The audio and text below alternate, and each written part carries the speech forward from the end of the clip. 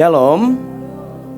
Mungkin sebelum saya sampaikan apa yang sudah disiapkan, saya mau cerita sedikit mungkin ya. Mungkin 3-4 minggu yang lalu, saya ditegur oleh pemimpin saya, Coach Jos. Saya dapat sebuah teguran yang menurut saya bukan teguran yang ringan, bukan teguran yang enak didengar. Sebuah teguran yang cukup keras menurut saya. Tegurannya singkat, simple, tapi keras lah. Mungkin kalau bahasa saya ini teguran yang pukulan multidimensi gitu ya. Yang sampai semua alam dalam hidup saya kena pukul. Coach menegur beberapa orang, gak cuma saya.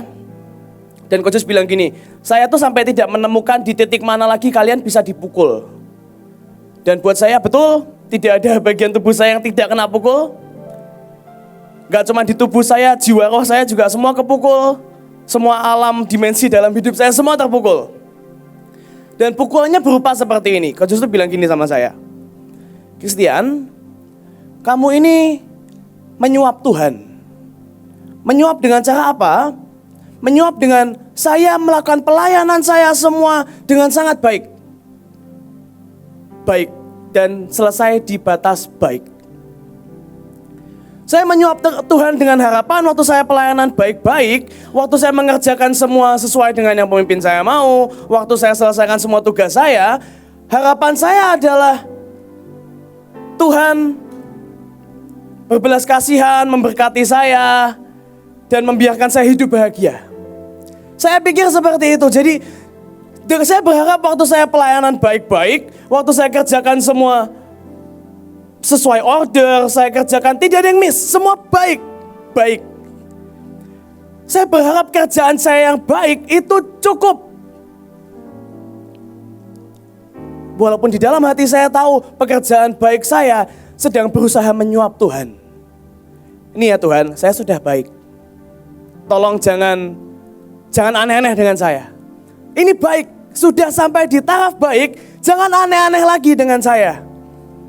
Jangan bawa saya turun lagi, tapi kalau bawa naik juga jangan tinggi-tinggi, horor. Cukup ini sudah baik-baik, sampai sini saja. Kalau naik gunung itu serem, saya takut tinggi saudara. Jadi jangan bawa saya naik tinggi-tinggi, tapi jangan bawa saya ke tempat yang gelap. Jangan bawa saya ke tempat yang rendah. Itu gak enak. Itu harapan saya. Jadi waktu saya melayani Tuhan, saya baik-baik. Saya lakukan semua dengan baik-baik saja.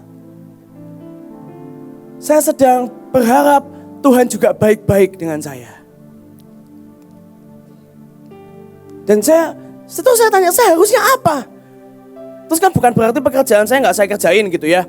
Bukan berarti saya bikin semua ngawur kan enggak. Lalu saya harus apa? Dan Coach Jos sampaikan sebuah jawaban yang memukul saya. Jawabannya begini. Kamu ada di titik kamu baik-baik. Padahal ada hari-hari, ada momen Tuhan mau wild. Tuhan mau main liar. Tuhan mau dalam tanda kutip main kasar. Dalam tanda kutip Tuhan tuh mau main yang menegangkan dengan kita. Tidak bisa dipungkiri dalam hati kita, please tolong baik-baik. Berapa banyak di antara kita yang berharap selesai pandemi, selesai COVID, semua lancar, mulus. Kan firmannya gitu ya, selesai COVID, semua terbuka, KKR di mana-mana. Harapannya sampai akhir tahun, bahkan mungkin tahun depan KKR mulus, tidak ada apa-apa. Tiba-tiba harga bergejolak, tiba-tiba perang dan sebagainya. Harapan kita, ini sudah melewati tahun susah, tolong baik-baik saya. Ya saya gak bilang kita lah, minimal saya. Saya tidak tahu dengan saudara, minimal saya. Please baik-baik dengan saya. Itu cerita saya, tolong baik-baik dengan saya. Tuhan, rasa aneh-aneh, jangan aneh-aneh. Tuhan please lah. Dan teguran yang disampaikan berupa, padahal Tuhan mau main wild. Tuhan mau main yang liar. Tuhan mau main yang zigzag. Tuhan mau manuver. Tuhan mau yang horor. Saya tidak pernah naik roller coaster saudara, saya takut. Tapi saya tahu betapa horornya minimal. Naik, turun, putar-putar. Tuhan tuh mau yang begitu. Gak selalu sih. Tapi hari-hari ini Tuhan mau yang itu. Dan saya mau naik mobil kecepatan 40 dalam Kemang Pratama baik-baik. Tuhan mau seperti yang Ibu bahas, Top Gun. Kalau saudara belum nonton film bajakan ini sudah banyak ya. Kan di bioskop udah gak ada. Saya bukan menganjurkan saudara ilegal, tapi udah gak ada. Kalau saudara nonton Top Gun, dia harus turun ke lembah paling dalam. Dia harus naik ke tempat paling tinggi. Sementara saya mau naik pesawat baik-baik lurus. Mendarat mulus, naiknya juga mulus. Itu harapan saya. Jangan bawa saya yang aneh-aneh please. Horor. Saya takut. Tapi yang saya nggak pernah bisa mengerti adalah, saya belum mengerti adalah kadang Tuhan mau yang wild di saat kita berharap Tuhan please baik-baiklah dengan saya. Kadang Tuhan mau main yang liar, kadang Tuhan mau main yang horor. Tapi kita please jangan baik-baiklah dengan saya. Dan saya coba belajar. Ada gak sih di Alkitab yang orang-orang yang mereka pernah main kasar? Saya gak bilang mereka gak pernah loh. Dan saya tidak bilang saudara gak pernah. Konteksnya adalah kita pernah liar, kita pernah main di tempat yang horor, kita pernah naik turun, kita pernah jungkir balik. Dan ada satu fase, jangan lagi. Bukan belum pernah loh ya. Jadi kalau dibilang apakah saya pernah liar? Pernah. Apakah saya pernah ekstrim? Pernah. Kalau dari khotbah ibu, apakah saya pernah tergila-gila? Pernah. Tapi sekarang, masihkah kita liar dan tergila-gila? Masihkah kita bisa wild? Bisa ekstrim? Masihkah kita? Beberapa minggu yang lalu saya diutus pergi ke Kalbar. Ke pedalaman Melawi, masih masuk lagi lah. Perjalanan panjang buat saya. Dan sampai di Melawi, saya itu menurut saya rada unik. KKR umum, yang dewasa alot. Jadi yang belakang itu kan dewasa, depannya youth, paling depan anak-anak. Belakang alot, tengah-tengah alot juga. Yang nangis-nangis yang anak-anak. Saya rada anti dengan anak-anak sebenarnya. Tapi karena berhubung malam itu yang dilawat Tuhan anak-anak, ya udahlah ya. Jadi saya fokus ke anak-anak itu. Dan tiba-tiba timbul suara kecil di hati saya. Kamu gak mau baptis anak-anak itu? Dan ya kalau beberapa tahun yang sebelum tahun ini, saya itu setiap kali ada orang mau dibaptis di rock dan sebagainya, pasti saya yang baptis. Sampai ulang tahun lalu Coach tuh ucapin saya Christian the Baptist. Tapi tahun ini saya belum baptis sama sekali. Dan waktu itu suara muncul, kamu gak mau baptis anak-anak ini? Dan ya saya coba meresponi, saya bilang sama teman saya, tolong tanya hamba Tuhan di sini, boleh gak sih baptis? Dan ya harusnya kalau suara Tuhan begitu kan ya saya gas aja ya, kenapa saya harus tanya gitu. Saya suruh teman saya tanya, coba tanya, boleh gak baptis? Dan waktu ditanya, jawabannya gini, kalau bisa jangan. Dan saudara tahu respon saya, gak saya baptis. Di saat Christian the Baptist tidak mau membaptis orang. Kalau bisa jangan, ya udah jangan. Itu yang pertama. Yang kedua, malam itu KKR luar biasa. Yang buta rabun, belum melihat. Yang buta rabun. Coba kalau saudara jadi saya, saudara ngapain? Pertama, apakah saudara akan doakan mereka lagi? Atau saudara akan pulang? Coba, doakan lagi? Atau pulang? Berapa banyak yang saudara akan doakan lagi? Doakan lagi ya. Berapa banyak saudara yang pilih pulang? Ah, ini abstain ini separuhnya. Dan saudara tahu saya ngapain? Pulang. Saudara rabun, ya sudahlah. Padahal saya tahu teorinya, ini orang sudah rabun. Kalau saya doain kan gak akan balik buta lagi kan? Paling jelek yang pulang masih rabun kan? Tapi saya gak mau doain. Kenapa? Takut. Nanti gak melek, malu saya. Kenapa saya nggak mau baptis? Nanti jadi masalah. Takut. Konyol. Itu hal konyol yang saya lakukan. Udah buta jadi rabun, saudara. Jarang-jarang toh. Depan mata saya, ibu tadinya sakit apa? Buta, sekarang rabun. Yaudah balik tempat duduk. Kan edan. Dan saya sadar, saya setakut itu. Karena saya takut salah. Saya takut gagal, saya takut dari sekian ratus yang saya doakan sembuh, mungkin 10% pun belum nyampe. Dan saya pikir, sudahlah, paling juga akan jadi seperti yang tidak sembuh yang lainnya. Di saat anak-anak saya punya iman untuk saya, anak-anaknya pergi dengan saya nakal, saudara. Yang sakit didoain maju, mereka pilihin. Yang ini doain, yang ini jangan didoain. Kasih kok Christian. Memang kurang ajar emang. Dan di momen itu, kok Christian suruh mereka pulang duduk. Saya takut, Tuhan sudahlah, takut saya, takut. Nanti jadi masalah, pikirannya tuh udah enggak gitu. Takut, saya takut sekali. Saya khotbah baik-baik, saya pelayanan baik-baik. Semua yang saya lakukan baik-baik karena saya takut. Saya tidak tahu hal apa yang membuat saudara pilih baik-baik. Mungkin ada engkau yang trauma, ada engkau yang marah, ada engkau yang beku. Apapun itu engkau letih. Kalau saya lebih ketakut. Tapi saya berdoa sebelum momennya lewat, sebelum eranya lewat, kita bisa wild dengan Tuhan. Coach selalu ajari anak-anak, Coach selalu bilang gini, kita gak pernah tahu kapan momennya berubah. Selagi kita ada di masa-masa terbaik, ayo gas. Yang menyedihkan di saat masa terbaik, sayanya baik-baik. Itu menyedihkan. Nah saya coba belajar, ada gak sih di Alkitab yang begini? Yang pertama yang saya catat adalah Yoas. 2 Tawarik 2, 24 ayat 2. 2 Tawarik 24 ayat 2. Boleh dikeluarkan 2 Tawarik 24 ayat 2. 24 ayat 2. Agak delay 4-nya, ya. Saya bacakan, Yoas melakukan apa yang benar di mata Tuhan selama hidup Imam Yoyada. Sampai sini dulu. Kalau saudara belajar, Yoas ini raja baik-baik awalnya. Bahkan menurut saya dia gak baik-baik.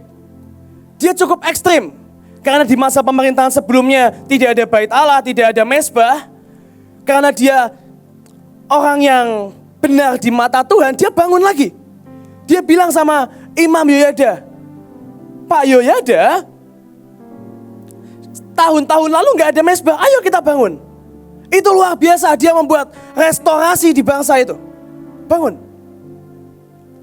Tapi di tengah dia benar dan baik di mata Tuhan, Imam Yoyada mati. Dan ini yang terjadi. Kemudian Yoas bermaksud untuk membarui rumah Tuhan. Saya skip sampai ke ayat 17. Sesudah Yoyada mati, pemimpin-pemimpin Yehuda datang menyembah kepada raja. Sejak itu raja mendengarkan mereka. Jadi yang didengar bukan Imam Yoyada karena Imam Yoyada sudah gak ada.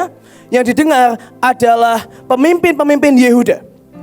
Mereka meninggalkan rumah Tuhan, Allah nenek moyang mereka, lalu beribadah kepada tiang-tiang berhala dan patung-patung berhala dan seterusnya. Jadi kalau saudara bisa bayangkan gini, dia baik-baik, dia orang benar, dia cinta Tuhan selama ada Imam Yoyada. Tapi begitu Imam Yoyada meninggal, dia berubah. Yang didengar, gak ada didengar, gak ada imam yang menuntun dia pilih dengarkan pemimpin yang lain. Dia pilih dengarkan orang lain. Dan saya melihat, waktu awal, Coach menuntun saya. Ayo dibaptis. Ayo didoakan. Ayo beraniin altar call. Ayo beraniin. Makanya saya ingat awal-awal saya pelayanan, awal-awal saya diajarin Coach, saya berani lakukan apapun.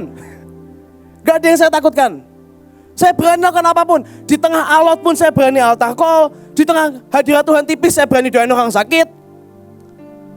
Di tengah mereka muslim saya berani baptis. Tapi saya makin besar, saya makin dewasa. Coach berharap saya sudah dewasa juga. Dan saya jalan. Ayo diutus. Ya kamu tahu kan harus apa? Saya tahu harus apa, harus baik-baik. Dan bukankah itu yang sama yang terjadi dengan Yoas? Dan banyak dari kita di awal kita jalan sama Tuhan, pelayanan, kita gaspol. Sampai ada momen di mana kita harus tumbuh dewasa, kita harus jalan, kita harus pimpin pasukan. Di situ semua berubah. Dan kalau boleh saya bilang, Yoas ini gila-gilaan selama ada Yoyada. Dan kalau boleh saya bilang, dia tidak sungguh tergila-gila dengan Tuhan. Karena ada Yoyada yang nuntun. Berapa banyak di antara kita bisa gila-gilaan, kita bisa ekstrim, kita bisa wild di tempat ini. Kenapa? Karena kita nebeng dengan Mahanaim yang begitu wild. Kita nebeng dengan Mahanaim yang begitu ekstrim. Kita nebeng dengan ibu yang begitu ekstrim. Kita nebeng dengan pemimpin unitmu yang begitu ekstrim. Tapi waktu kau harus pergi sendiri, kita nggak bisa, kita nggak benar-benar tergila-gila. Yang ada kita pura-pura gila. Karena kita nggak beneran tergila-gila. Yang ada kita pura-pura gila. Waktu di sini kita keroyokan. Kenapa? Ada Imam Yoyada yang menuntun. Ayo baptis. Ayo nginjil. Ayo masuk pedalaman. Ayo nari di jalan. Begitu, ayo pergi sendiri. Makanya saya kagum dengan saudara-saudara saya yang ditanam dan mereka tetap tergila-gila. Saya yang di sini aja pura-pura gila. Dan berapa banyak di antara kita yang kita ini gila-gilaannya, yang wildnya, yang ekstrimnya, nebeng. Berapa banyak, ya karena Ibu Puji doanya kenceng, saya ikutan doa kenceng sebagai anak STT. Tapi kalau nggak ada Ibu Puji, devotion nggak ada Pak Samuel, mojok di hall, ya kan? Saya gila-gilaan karena ayah Steve getol banget penginjilan. Coba pergi sendiri. Dan berapa banyak kita yang begitu? Gak usah saudara, minimal saya begitu. Kita gak sungguh tergila-gila, pura-pura gila yang ada. Dan itu menyedihkan. Di tengah Tuhan mau ekstrim, kitanya gak mampu. Kitanya nggak berani. Saya lanjutkan yang kedua. Ada Yakub. Ini ayat yang kita tahu jelas ceritanya.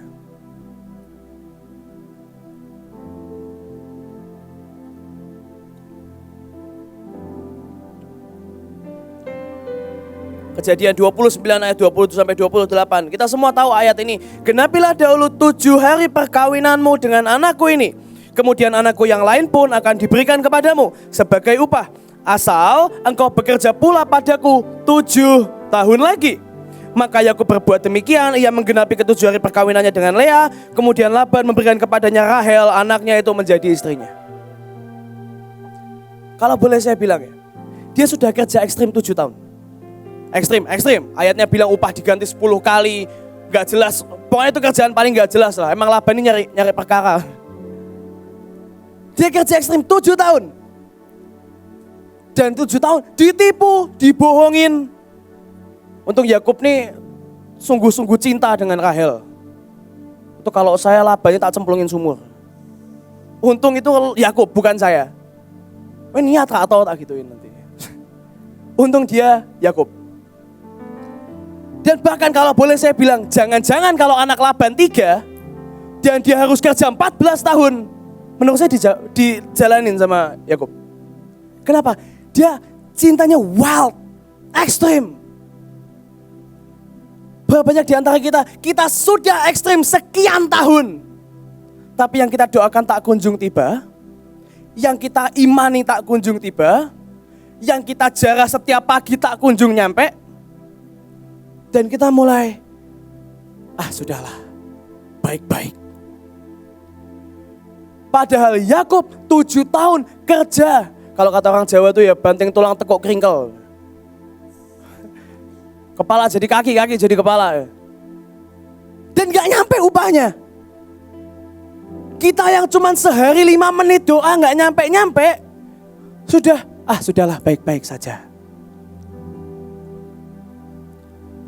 Berapa banyak di antara kita, Tuhan aku sudah berdoa, saya sudah beriman, kok ya nggak nyampe-nyampe, kok saya nggak menerima apapun. Cukup, mari kita baik-baik. Padahal yang Yakub lakukan, kalau itu anak Laban ada 3, harus kerja 14 tahun, tak rasa dijalanin. Loh ya kan anak 2, kerja setahun 7 tahun, tambah 7 tahun. Kalau anaknya 3, tambahin 7 tahun lagi 21, tak rasa dijalanin. Tambah ternak, tambah apa? Kalau saya, enggak, makasih. Dan begitu kebanyakan kita, bukan? Sudah ekstrim. Berapa tahun yang lalu, coba pertama kali SMA dicetuskan. Dan berapa banyak yang masih SMA sampai sekarang? Itu kan dicetuskan sekian tahun yang lalu. Dulu saya paling getol di bagian A. Ambil. Sekarang karena tak kunjung tiba yang A, saya lebih getol di S. Yang penting sapu bersih. Nanti dulu gini, kalau doa makin kencang. SMA naik doanya. Bagian A paling kencang doanya. Sekarang SMA. Turun. Yakub aja nggak turun. Tetap wild, tetap ekstrim. Dan kita, nggak kita lah, kebanyakan. Ya mungkin orang luar sana lah, saya berdoa. Dan kita berubah begitu Pak. Yang tadinya getol, yang tadinya ekstrim, yang tadinya gaspol. Sekarang nggak baik-baik saja. Saya suka belakangan, kadang waktu saya scroll Instagram, saya scroll YouTube, ada account-account yang dipencet. Ada account-account yang kadang saya suka lihat, ada stand up comedian yang suka bercanda, bahasanya itu bercandaan tepi jurang. Itu bercandaan yang menyinggung pemerintah, bercandaan yang sensitif, lucu tapi horor. Karena banyak dari mereka setelah itu disomasi.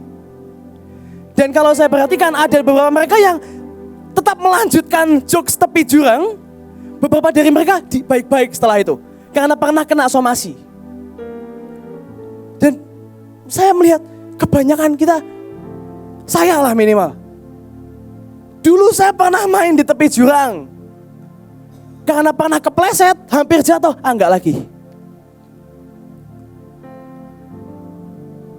Ada hari-hari kita diutus misalnya, saya pernah jadi PIC bangsa-bangsa.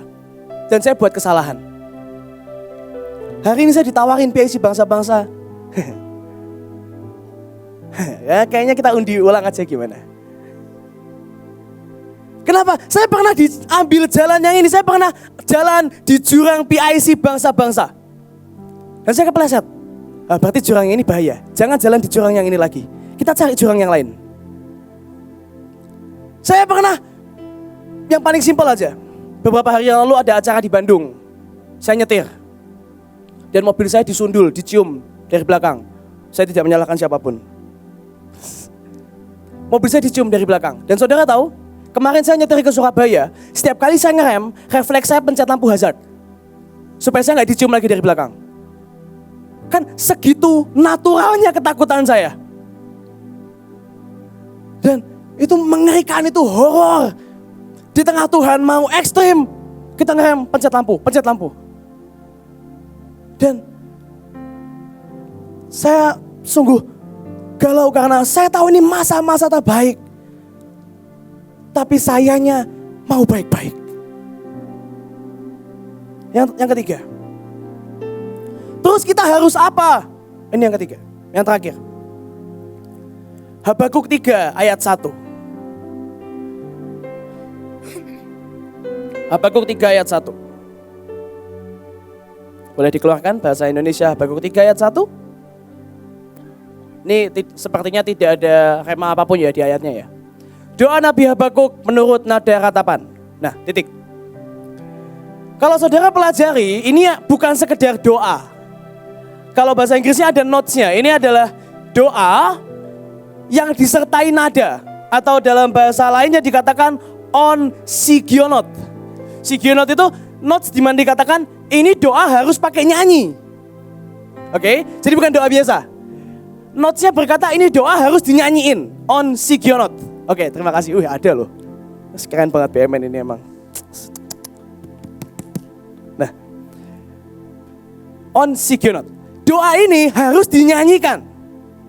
Versi Amplified bilang, a prayer of Habakkuk the prophet set to wild. Ini adalah doa yang dibuat sangat liar. Ini doa yang dibuat menggebu-gebu, ini doa yang dibuat sangat luar biasa. Waktu saya siapin, saya buntu saudara. Doa sangat liar, lah terus. Tapi waktu saya belajar, ternyata kata Sigionot atau notes yang diberikan di doa ini adalah note yang sama yang diberikan di Mazmur 7 ayat 1. Itu tentang apa? Mazmur 7 ayat 1 adalah kitab, adalah pasal yang dikeluarkan oleh Daud waktu dia hampir dikutuk. Jadi Daud dalam keadaan tertekan, Daud dalam keadaan berbahaya. Yang dia lakukan, dia tulis mazmur, yang tulis doa, yang ini harus Sigionot, yang harus dinyanyikan. Tapi buat saya yang lebih keren lagi adalah Sigionot atau kata lainnya Sigayon. Ini bahasa Ibrani dengan logat Jawa, Sigayon ya. Sigayon ini arti kata lainnya adalah loud cry atau tangisan yang keras diambil dari kata roar atau auman. Jadi waktu Habakuk di tengah keadaan yang menekan, Daud dalam keadaan yang menekan, respon yang keluar adalah roar. Yang keluar adalah auman.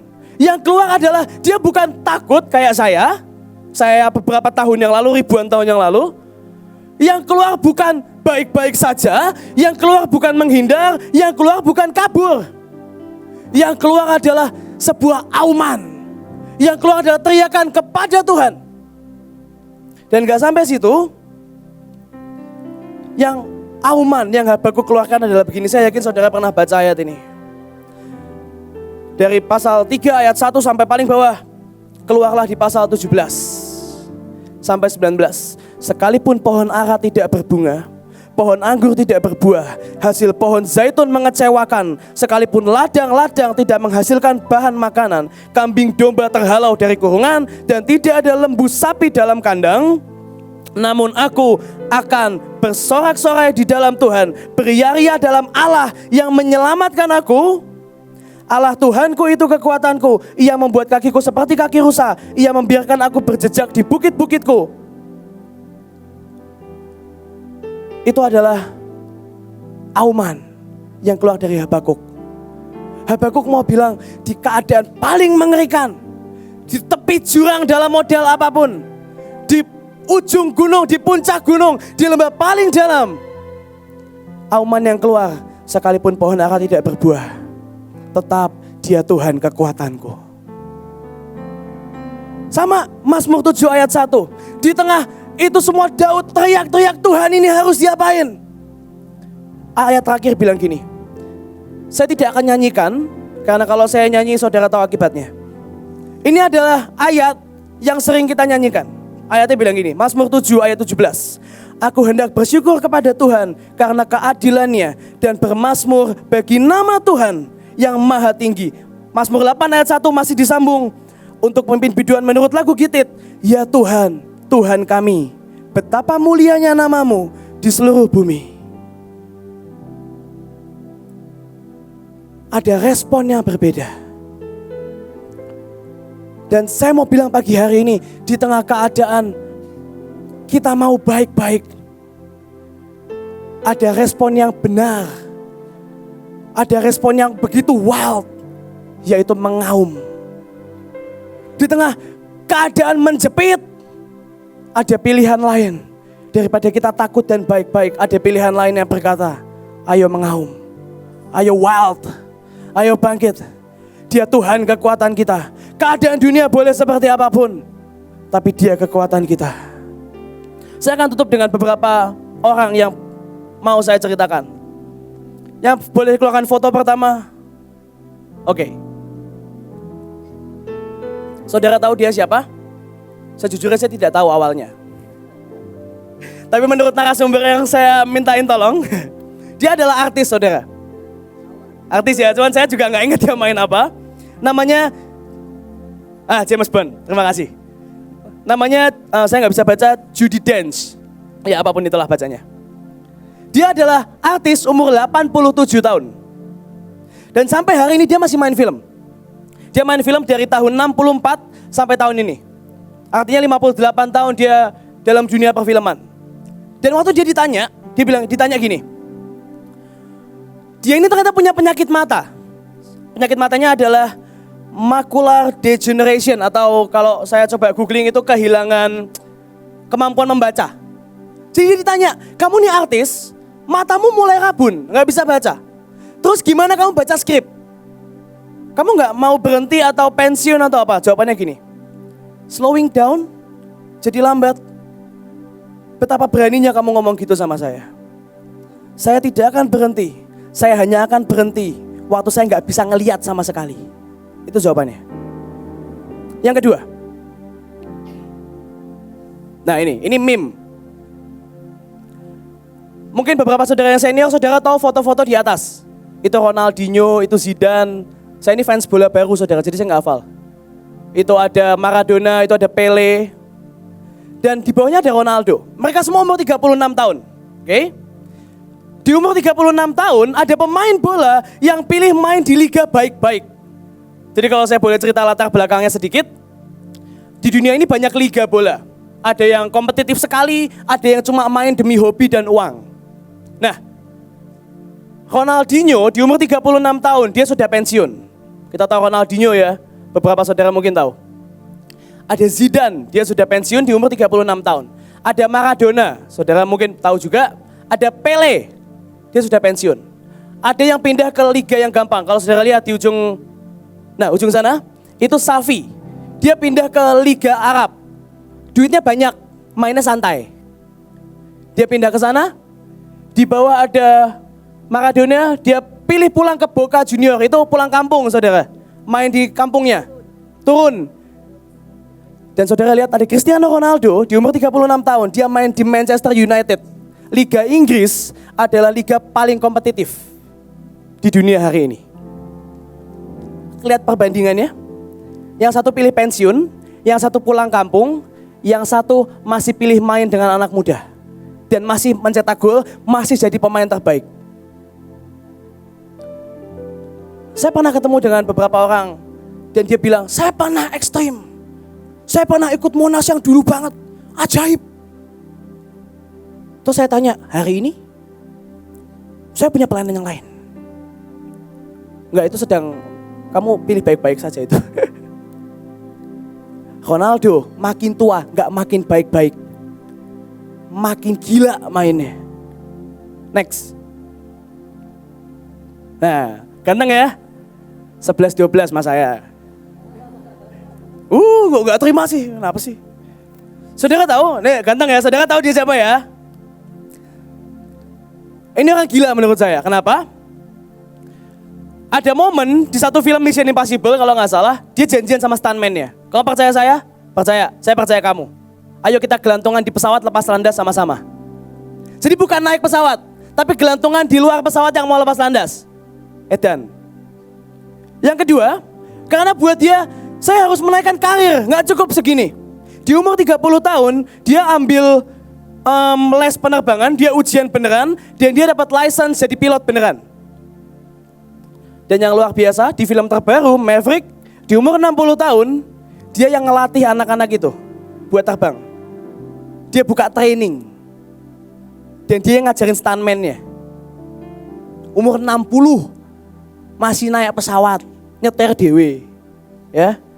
Bukan jadi penumpangan bisnis kelas, jadi pilotnya. Berapa banyak di antara kita pernah ekstrim. Jackie Chan ini ekstrim loh saudara. Bruk, krek gitu ya. Patah sana, patah sini. Menurut catatan hidungnya patah 4 kali. Saya kejedut sekali aja nangis. Saudara pernah kejedut hidungnya, matanya langsung berair gitu ya. Ini 4 kali patah. Ada satu film saya lupa judulnya apa. Dia pernah loncat, kepalanya hampir kepotong baling-baling helikopter. Itu Jackie Chan. Dan dia gak berhenti. Dia loncat lagi. Dia loncat lagi dari pesawat, dia loncat lagi dari mobil, dia loncat lagi dari gedung, dia loncat lagi dari atap. dia naik perosotan dari atas gedung ke bawah, itu yang dia lakukan. Dia nggak berhenti. Dia tetap wild sampai kapanpun. Dia tetap ekstrim sampai kapanpun. Yang jadi pertanyaan pagi hari ini adalah, masih bisakah kita wild? Dan maukah kita tetap ekstrim dengan Tuhan? Percayalah saudara, Tuhan gak selalu mau ekstrim. Kok ada kala Tuhan mau romantis, ada kala Tuhan mau kita duduk tenang. Tapi ada kala Tuhan mau ekstrim. Dan pertanyaannya, maukah, masih bisakah kita ikut yang satu itu? Ini masa terbaik. Jangan pilih untuk baik-baik saja. Jangan pilih untuk berhenti. Jangan pilih untuk tua. Jangan pilih untuk pensiun. Jangan pilih untuk baik-baik dan beristirahat. Saya pun bergumul saudara, saya tetap fight dengan semua yang saya takutkan. Tapi buat saya, ini masa terbaik. Jangan sia-siakan. Mari kita berdoa.